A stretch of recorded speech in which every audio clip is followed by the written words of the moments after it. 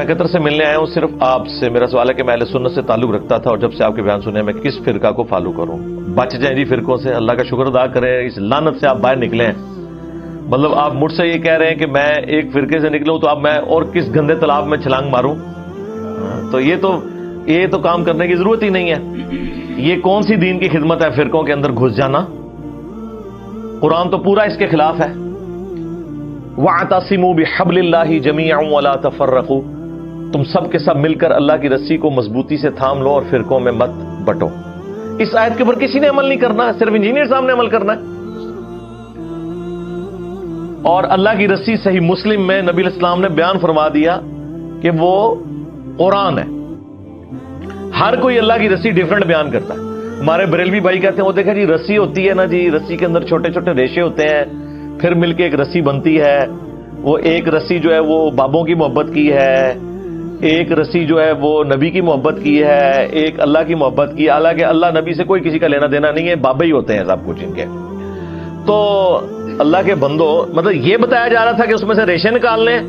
ریشے ہی تو نکال دیے تم نے. وہ رسی ایک ہے, وہ اللہ کی کتاب ہے.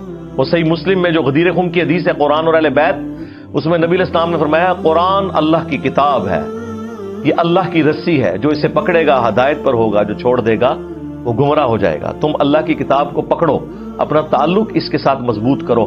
اللہ کی کتاب اللہ کی رسی ہے. یہ اوپر سے 4 احادیث ہیں صحیح مسلم میں.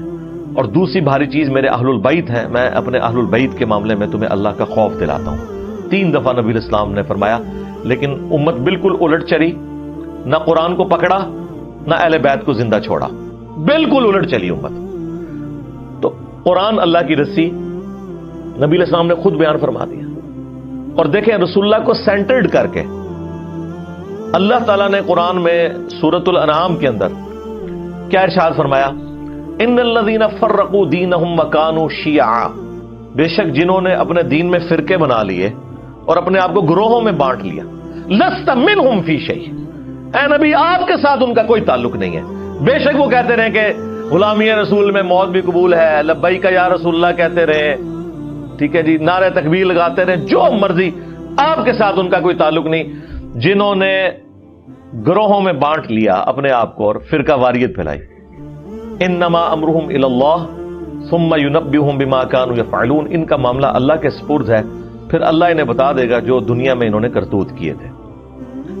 اب یہ آیت اسپیسیفکلی یہود و نصارہ کے بارے میں نازل ہوئی کہ انہوں نے دین میں فرقے بنائے ہیں. اے نبی آپ کا ان سے کوئی تعلق نہیں ہے. یار ایک باہر کی پارٹی فرقے بنائے اور سیدنا ابراہیم خلیل اللہ کے دین کو چھوڑ دے, اگرچہ اپنے آپ کو ابراہیمی کہتی ہو, کرسچن بھی کہتے ہیں ہم ابراہیمی ہیں, نصارہ بھی کہتے ہیں ابراہیمی ہیں, اس کے باوجود رسول اللہ کو کہا جا رہا ہے صلی اللہ علیہ وسلم آپ کا ان سے کوئی تعلق نہیں ہے. اور اگر نبی کے اپنے ماننے والے یہ کام کریں تو انہیں تو پڑیں گے لتر. اور دوسروں کی غلطی نہیں برداشت کی جا رہی, اپنوں کو چھوڑتا ہے کوئی؟ کس لیول پہ اتر کے, ماں کان ابراہیم یہودی ولا نصرانی ولکن کان حنیفا مسلما وما کان من المشرکین.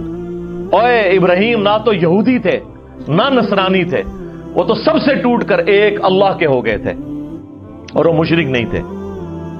یعنی وہ یہود و نصارہ دونوں کلیم کرتے تھے کہ ہم ابراہیمی ہیں. اللہ نے کیا فرمایا؟ نہ.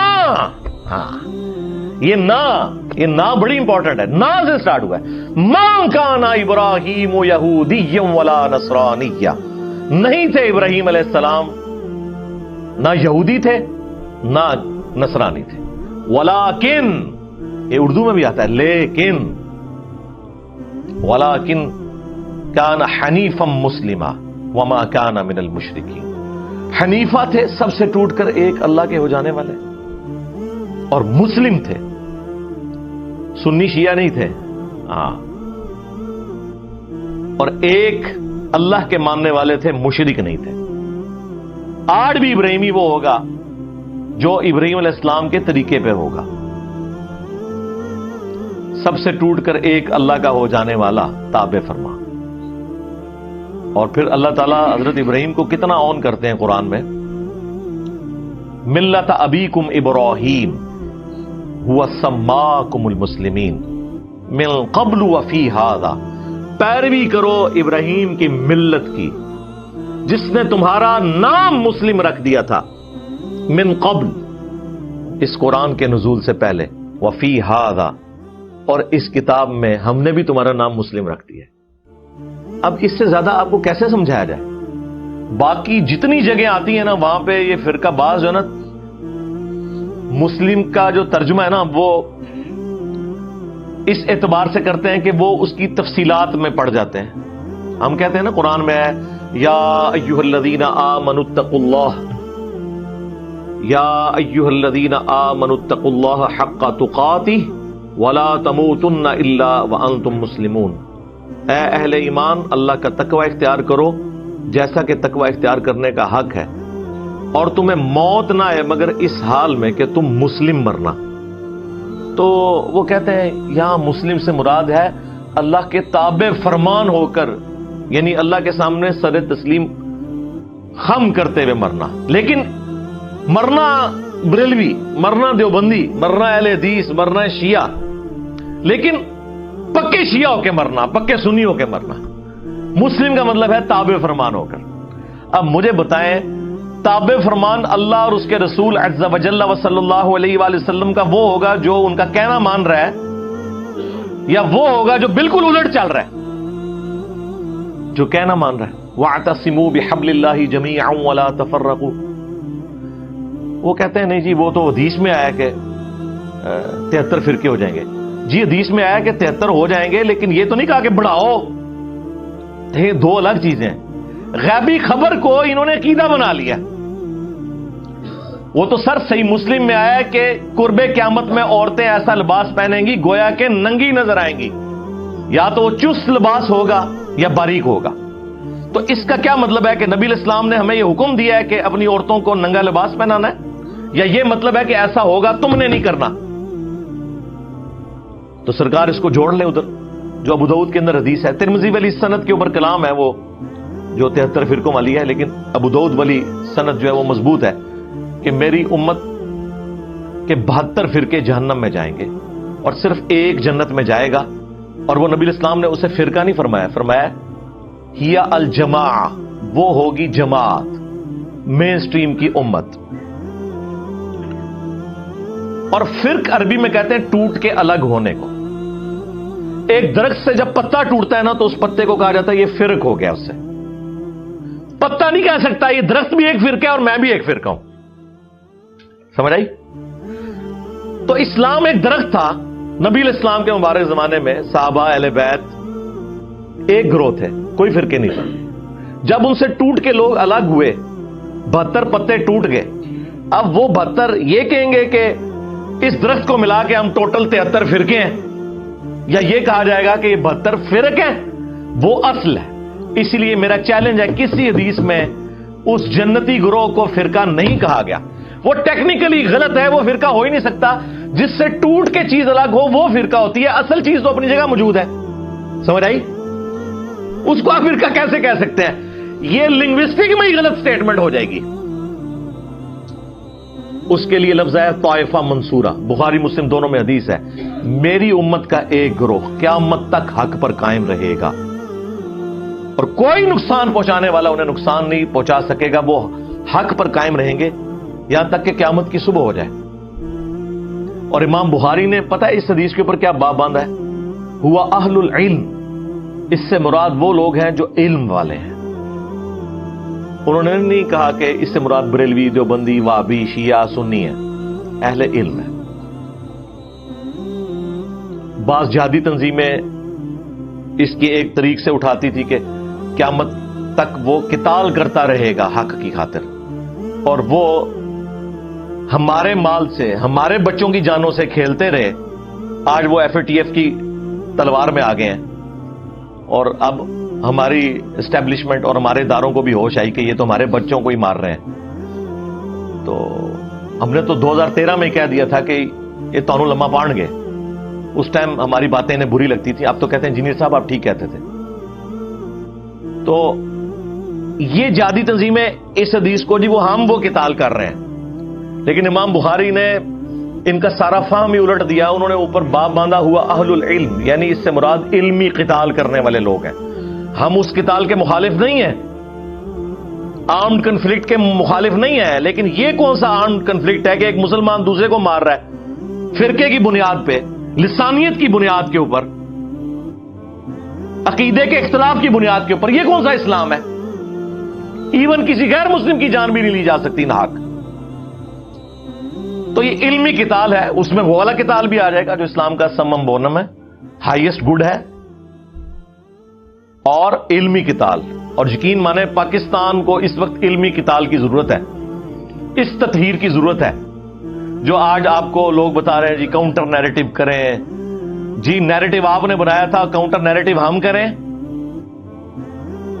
ہم تو کر رہے ہیں، اس وقت سے کر رہے ہیں جب آپ وہ والا نیریٹو بنا رہے تھے. ہم اس وقت سے آپ کو کاؤنٹر کر رہے ہیں. آپ ہماری جگہ پہ آگے کھڑے ہو گئے ہیں. اب آپ کو اندازہ ہوا ہے کہ ایک عام بندے کے ہاتھ میں اسلحہ دینے کا کیا نقصان ہوتا ہے، وہ آپ کے سامنے ہے. یہ صرف فوج کا، پولیس کا کام ہے. پولیس کا کام ہے with in country rate of the government کو اسٹیبلش کرنا، اور بارڈرز کے اوپر فوج کا کام ہے کہ وہ اسٹیبلش کرے. اور سیاست میں دونوں کا کوئی دخل نہیں ہے. اور کسی نان اسٹیٹ ایکٹر کو اجازت نہیں ہونی چاہیے کہ وہ اپنی پارٹی اور جتھا بنا کے تو غنڈہ گردی شروع کرتے ہیں. وہی دیکھ لیں جو جہادی انہوں نے پالے ہوئے تھے نا، آج یہ جتنے جیب تراش ہیں نا اور اغوا برائے تاوان کر رہے ہیں اسلحے کے زور کے اوپر، یہ زیادہ تر وہی جہادی تنظیموں کے لوگ ہیں، کیونکہ بے روزگار ہو گئے نا. پہلے بھی ہمیں مار رہے تھے، اب بھی ہمیں ہی مار رہے ہیں. تو یہ فرقہ واریت اسلام میں حرام ہے. لہذا کسی حدیث میں نہیں آیا کہ فرقے بناؤ. وہ تو کہا گیا کہ فرقوں میں بٹ جائے گی، تم نے یہ حرکت نہیں کرنی. یہ ہمیں ڈرایا گیا تھا کہ وہ 73 میں بٹ جائے گی اور 72 فرقے ہوں گے اور ایک گروہ قیامت تک حق پہ قائم رہے گا. اب وہ مجھے بتائیں، وہ گروہ نبی الاسلام کے زمانے میں آپ صلی اللہ علیہ وآلہ وسلم، آپ کے اہل البیت اور صحابہ تھے، اور آج بھی وہ ہوگا جو اللہ رسول صحابہ اور اہل بیت کی بات کر رہا ہے، اور خالی بات نہیں، ان کی تعلیمات کو لے کے چل رہا ہے. اپنے بابوں کی بجائے رسول اللہ کے قدموں میں امت کو لے کے جا رہا ہے. جو ہم عرض کرتے ہیں کہ میرے نبی سا ہے ہی کوئی نہیں، تیرے بابے تھے شاہ ہی کوئی نہیں. کیونکہ تو بابوں کے پیچھے چل رہا ہے. تم لوگوں نے چندے اکٹھے کیے اللہ اس کے رسول کے نام کے اوپر، سواریاں سوار کی مکے اور مدینے کی آوازیں لگا کر، اور پھینکی دیوبند میں، بریلی میں، وہابیت میں، سنیت میں اور شیعت میں. اور دیکھیں کتنا دھوکہ دیا ہے، آوازیں اللہ رسول کی لگائی ہیں. یہ غدار ہے. لوگ کہتے ہیں جی ان کے ساتھ ذرا نرمی سے بات کریں. ہم سے زیادہ تو نرم ہی کوئی نہیں ہے. حضرت عمر ہوتے تو ان کی گردنیں نظر آتی. ہم تو صرف علمی اختلاف کرتے ہیں. رہ گیا اگر یہ کافر ہونے کی اناؤنسمنٹ کر دیں تو ہم ان کی بات کرنا بھی چھوڑ دیں گے. ٹھیک ہے، مر جائیں کفر کی موت. لیکن اگر آپ اسلام میں رہتے ہوئے نام لوگے اللہ اور اس کے رسول کا تو آپ ہو غدار. تو غداروں کو تو ہم نہیں چھوڑیں گے. آپ کافر مر جاؤ کچھ بھی نہیں کہیں گے. قرآن میں ہے وَلَا تَسُبُّوا الَّذِينَ يَدْعُونَ مِن دُونِ اللَّهِ فَيَسُبُّوا اللَّهَ عَدْوًا بِغَيْرِ عِلْمٍ. لوگوں کے جھوٹے خداؤں کو گالی مت دو، ورنہ وہ تمہارے سچے خدا کو گالی دیں گے بغیر علم کے. ہم نے تو خیر گالی کبھی بھی نہیں دی، لیکن یہ کافروں کے لیے ہے. مسلمانوں نے جو جھوٹے خدا گھڑ لی ہیں، جھوٹے پیغمبر گھڑ لی ہیں، جھوٹے بابے گھڑ لی ہیں قرآن و سنت کے مقابلے پہ، انہوں نے تو لمبا بنایا جائے گا علمی طور پہ، کیونکہ وہ غدار ہیں. کافر ہو جائیں ٹھیک ہے، آج مجھ سے سرٹیفکیٹ لے لیں، میں کل سے ان کے بارے میں بات کرنا چھوڑ دوں گا. لیکن اگر آپ اسلام کا نام لیں گے اور اسلام کے نام سے دھوکہ دیں گے اس امت کو، تو سرکار غدار کی سزا تو دنیا کے ہر قانون کے اندر یہی ہوتی ہے کہ انہیں ایکسپیل کیا جاتا ہے وہاں سے. ہم چونکہ اس طرح کے معاملات میں نہیں اترتے، ہم تو صرف علمی اختلاف کرتے ہیں. تو یہ فرقہ واریت ان لوگوں نے پھیلائی ہوئی ہے. نبی علیہ السلام کے بارے میں ایک زبردست حدیث مسند احمد کے اندر موجود ہے، اور وہ حدیث مشکات المصابیح کے اندر بھی موجود ہے. مختلف کتابوں میں، لیکن جو صحیح سند ہے وہ مسند احمد کی ہے، مشکات کے اندر بھی موجود ہے. بڑی زبردست حدیث ہے یہ. نبی علیہ السلام نے زمین کے اوپر ایک سیدھی لکیر کھینچی اور اس کی دائیں بائیں ٹیڑھی لکیریں کھینچی، اور پھر نبی الاسلام نے اپنی مبارک انگلی اس سیدھی لائن کے اوپر رکھی اور سورۃ الانعام کی آیت تلاوت کی، وَأَنَّ هَذَا صِرَاطِي مُسْتَقِيمًا، یہ ہے میرا سیدھا راستہ، فَاتَّبِعُوهُ، اسی کی پیروی کرو، وَلَا تَتَّبِعُوا السُّبُلَ، اور ارد گرد کے جو راستے ہیں ان کی پیروی مت کرو، وہ تمہیں اللہ کے راستے سے بہکا دیں گے۔ یہی وہ چیز ہے جس کی اللہ تعالیٰ تمہیں وصیت کرتا ہے تاکہ تم ڈر جاؤ۔ یہ نبی الاسلام نے تلاوت کی، اور پھر نبی الاسلام نے ساتھ فرمایا کہ یہ سیدھا راستہ میرا راستہ ہے، یعنی نبی الاسلام کا راستہ، اور یہ ارد گرد جو ٹیڑھے راستے ہیں نا، یہ شیطان کے راستے ہیں۔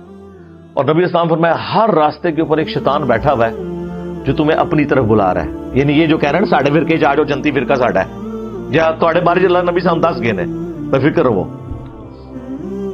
نبی الاسلام فرمایا ادھر ادھر نہیں جانا، میرے راستے پہ جانا ہے۔ تو اس میں صراط الذین انعمت علیہم کے نام کے اوپر جو یہ دھوکہ دیتے تھے امت کو، وہ بھی کلیئر ہو گیا۔ نبی الاسلام نے فرمایا یہ تو ہم سورہ فاتحہ شروع کرتے ہیں نا، ایاک نعبد و ایاک نستعین، عبادت بھی اللہ کی، مدد بھی اللہ سے مانگنی ہے، یعنی کہ دعا بھی اللہ سے کرنی ہے، ظاہری مدد تو آپ مانگ سکتے ہیں، تو قرآن میں حکم ہے وتعاونوا علی البر والتقوی ولا تعاونوا علی الاثم والعدوان، نیکی پرہیزگاری میں ایک دوسرے کی مدد کرو، برائی میں الگ رہو۔ ظاہر دنیا کو اللہ نے اسباب کے ساتھ جوڑا ہے، پیاس بجھانے کا ذریعہ پانی کو بنایا ہے، کھانے کو ہماری بھوک مٹانے کا ذریعہ، لیکن ایک ہے دعا کرنا، وہ اللہ کے ساتھ خاص ہے۔ تو یہ کہتے ہیں جی آگے چلیں، جی آگے ہم چلتے ہیں، تو یہ آگے چلتے ہیں تو ڈائریکٹ ہی آگے چلے جاتے ہیں، بیچ میں پھر چھلانگ مار دیتے ہیں، کہتے ہیں جی صراط الذین انعمت علیہم۔ اس سے پہلے بھی ایک آیت تھی، اہدنا الصراط المستقیم، کاش یہ آپ نے مانگی ہوتی تو آپ کو صراط مستقیم مل جاتا۔ آگے چلے جاتے ہیں، ہم کہتے ہیں جی آگے چلنے سے پہلے ذرا پیچھے دیکھ لیں آپ نے کیا پڑھا ہوا ہے۔ وہ کہتے ہیں نہیں صراط الذین انعمت علیہم، آیت یہ پڑھتے ہیں کہ راستہ ان لوگوں کا جن پر تیرا انعام ہوا، اور نام لیتے ہیں انڈیا پاکستان کے ان بابوں کے جو قرآن کے نازل ہونے کے 500 سال بعد 600 سال بعد آئے۔ یار ان کے تو باپ دادا کیا پردادے لکڑ دادے پیدا بھی نہیں ہوئے تھے، قرآن نازل ہوا تھا، تو یہ بیچ میں کہاں سے آ گئے؟ قرآن تو صراط الذین انعمت علیہم انہی کو جانتا ہے نا کہ جنہیں قرآن کہہ رہا ہے من النبیین والصدیقین والشہداء والصالحین، سورۃ النساء کے اندر۔ اور ڈیفینیٹلی کون؟ انبیاء اکرام، صحابہ اکرام اور اہل بیت۔ بعد میں تو ہر فرقے کا اپنا باب ہے۔ بریلویوں کے جو صراط الذین انعمت علیہم ہیں وہ دیوبندیوں کے نزدیک مشرک ہیں، اور دیوبندیوں کے جو صراط الذین انعمت علیہم ہیں وہ بریلویوں کے نزدیک گستاخ رسول ہیں۔ سامو بڑے بڑے صراط الذین انعمت علیہم، اور ہمارے صراط الذین انعمت علیہم وہ ہیں جنہیں سارے مانتے ہیں، یعنی نبی الاسلام، اہل بیت اور صحابہ اکرام علیہم رضوان وعلیہم السلام اجمعین۔ تو پیچھے آپ پڑھ کے دیکھیں اہدنا الصراط المستقیم، اے اللہ ہمیں چلا سیدھے راستے پر، راستوں پر نہیں۔ ہاں کہتے ہیں جی سارے ہی حق پہ ہیں، چاروں فقہ حق کے اوپر ہیں، اور مسلح خانہ کعبے میں 4 ڈالے رکھے انہوں نے 1517 سے لے کے 1917 تک، 400 سال تک خانہ کعبے میں 4 امام تھے، حنفی شافعی مالکی حنبلی، سارے الگ الگ نماز پڑھتے تھے اور کہتے تھے چاروں امام حق پہ ہیں، تو نماز تو کٹھی پڑھو، چلو ایک حنفی پڑھا لے دوسرا شافعی پڑھا لے، نہیں، امام اپنے اپنے، مسلح اپنے اپنے، اور چاروں حق پہ ہیں۔ کیوں دھوکھا دے رہے ہو؟ کہاڑیاں بند کرو۔ گورا اسی لیے تو آپ کا مذاق اڑاتا ہے، یہ تو سعودی حکومت نے آ کے اٹھائے ہیں یہ مسلح، اس پہ میری تفصیلی ویڈیو ریکارڈ ہے۔ 400 سال تک انہوں نے کعبے کو بھی فرقوں میں ڈیوائیڈ کیا ہوا تھا، تو کہاں سے سارے حق پہ ہیں؟ بلکہ سنن ابن ماجہ میں ایک روایت جو ہے نا، یہی والی حدیث، اس میں تو نبی الاسلام نے 2 لکیریں دائیں کھینچی اور 2 لکیریں بائیں کھینچی، اور آپ فرمایا یہ چاروں شیطان کے راستے ہیں۔ ہائے ہائے ہائے، ایک کہتے چاروں حق پہ ہیں، حضور نے کہا چاروں شیطانی راستے ہیں اور بیچ میں میرے والا راستہ ہے۔ منو تو لگ رہا ہے تو ہم نہیں کہہ کے گئے ہیں، اور اس میں اماموں کا قصور نہیں ہے، ذہن میں رکھیے گا۔ آج ہم کرسچینٹی کو جب کنڈیم کرتے ہیں نا، ہمیں وسوسہ بھی نہیں آتا کہ نعوذ باللہ ہم عیسیٰ ابن مریم کی توہین کر رہے ہیں۔ ہم ایک لمحے کے لیے بھی ان کی توہین کریں تو یہ توہین اسی طریقے سے ہے جس طرح ہم اپنے پیغمبر کی کر رہے ہیں، نعوذ باللہ من ذالک۔ اسی طریقے سے جب ہم حنفی، شافعی، مالکی، حنبلی فرقوں کو کنڈیم کرتے ہیں، سنی شیعہ فرقوں کو کنڈیم کرتے ہیں، تو اس سے مراد وہ بزرگ نہیں جن کی طرف انہوں نے اپنے آپ کو منسوب کیا ہوا ہے، وہ تو اس چیز سے بری ہیں، ان کا کیا لینا دینا ان کے ساتھ؟ انہوں نے ان کے ناموں کو بیچا ہے، اور جو اللہ رسول کے ناموں کو بیچ سکتے ہیں تو باقی امام تشیعی کوئی نہیں ان کے نزدیک، ان کو تو وہ سیل پہ لگا کے بیچیں گے۔ جنہوں نے اللہ رسول کے نام بیچ کے کھائے ہیں ان کے لیے امام حنیفہ، امام شافعی، امام مالک، امام احمد حنبل رحمہم اللہ اجمعین اور رضی اللہ عنہم اجمعین وعلیہم السلام اجمعین کے ناموں کو بیچنا کوئی مسئلہ ہے ان کے لیے؟ ان کے ساتھ کیا کچھ انہوں نے منسوب کیا ہوا ہے؟ تو نبی اسلام فرمایا یہ میرا راستہ ہے، جو درمیان والا راستہ ہے، یہ ارد گرد شیطان کے راستے ہیں اور شیطان اپنی طرف بلا رہا ہے۔ تو اہدنا الصراط المستقیم کی تشریح میں نے مسند احمد اور مشکات سے بیان کر دی کہ نبی اسلام نے کہا وہ میرا راستہ ہے۔ اب آپ پڑھیں صراط الذین انعمت علیہم، راستہ ان لوگوں کا جن پر تیرا انعام ہوا، ان لوگوں کے راستے نہیں، راستہ۔ تو راستہ کون سا ہے؟ نبی اسلام کا۔ اس کا مطلب ہے یہ کہ جس طرح اللہ نے اپنے نبی علیہ السلام کے ذریعے امت کو ہدایت دی، ایک راستہ بتایا، اور اس کے اوپر صحابہ کرام اور اہل بیت چل کر کامیاب ہوئے، اس طرح ہمیں بھی اسی راستے پہ چلنے کی توفیق دے۔ صراط الذین انعمت علیہم کا مطلب یہ ہے، ورنہ تو ہوتا کہ بزرگوں کے راستوں پہ چلنے کی توفیق دے، نہیں، بزرگوں کا راستہ۔ کون سے بزرگوں کا راستہ؟ جو اپنے نبی کے وفادار تھے، غداروں کا نہیں کہ چندے کھاتے رہے اللہ اور اس کے رسول کے نام کے اوپر، ان کا نہیں۔ تو نبی کا راستہ تو سرکار وہی بتا رہا ہے آپ کو جو دلیری سے یہ کلمہ حق بلند کر رہا ہے کہ میرے نبی سا ہے ہی کوئی نہیں، تیرے بابے تے شاہ ہی کوئی نہیں۔ یعنی اس سے مراد ہے رسول اللہ کے مقابلے پہ، ہمارے مقابلے پہ نہیں۔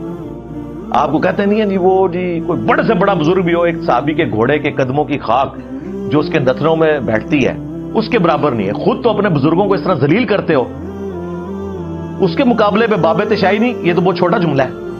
آئے نا داڑھ تھلے، کہنا تو چاہیے کہ تواڈے بابے جڑے نا گھوڑیاں دی خاک دے برابر بھی نہیں، خود تو یہ بتا رہے ہوتے ہیں۔